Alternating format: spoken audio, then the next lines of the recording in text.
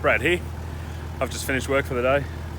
Wanted to send you a little video from yesterday where we were up at Zig Zag, Lithgow. You can see the car behind me is in quite a state. We had a ball up there. What an awesome place. Thanks to Keith for taking us up there and showing us around. Absolutely brilliant. But I just wanted to touch base on a couple of things that have changed on the Land Cruiser lately. The Quickie Pop top rooftop tent. I wanted to do a quick review on that thing.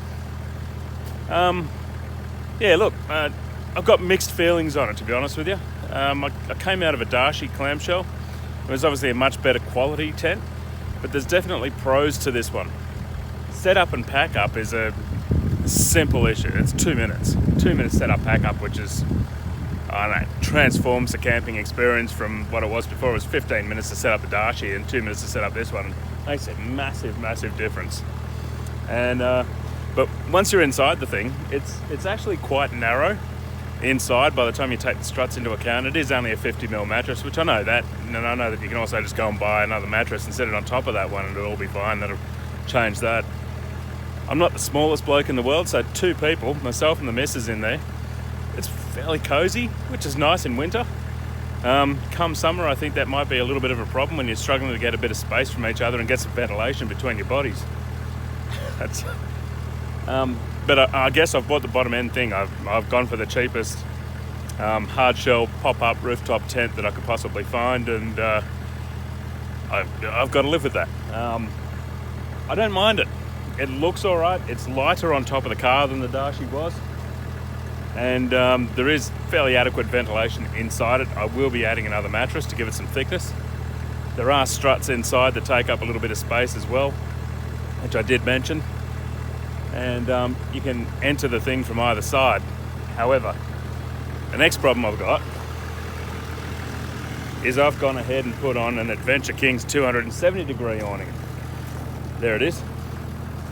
And that obviously comes out. It's designed to sit on the left side of the car and then wrap right around the back of the car, so it ends over the back corner over there, which means I can't set a ladder up on this side to access the tent. It's got to be on the driver's side, which brings me to my next problem.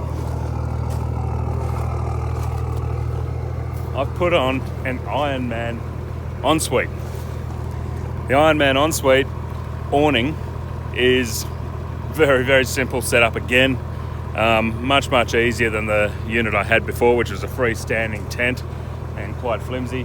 This drops down from the side when you unzip that, drops down, a couple of arms come out, got the bars in the bottom that add a little bit of weight, and then you got a soap holder and what have you inside there.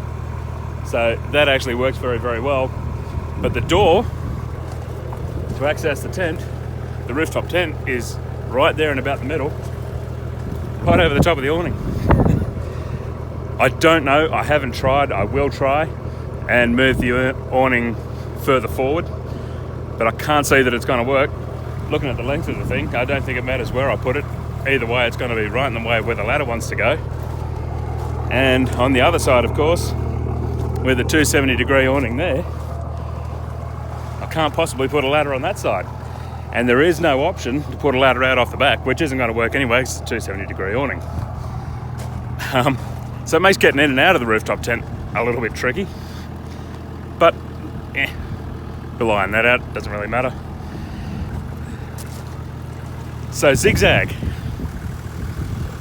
Went up there yesterday. I've never been up there before, and it was nice to go with a bunch of mates with four-wheel drives and some guys that got a fair bit more experience than I do, so that was nice as well to sort of have that encouragement and know that you got somebody there who can guide you up and down the steeper rock steps and whatnot, so you're not going to do damage to your car or roll it. Some poor unlucky bugger up there yesterday, he was right in front of us. We were about to go through Zig Zag and there was another Land Cruiser further up, and he got himself all articulated and hung up, and he kept trying. Anyway, he eventually gave up.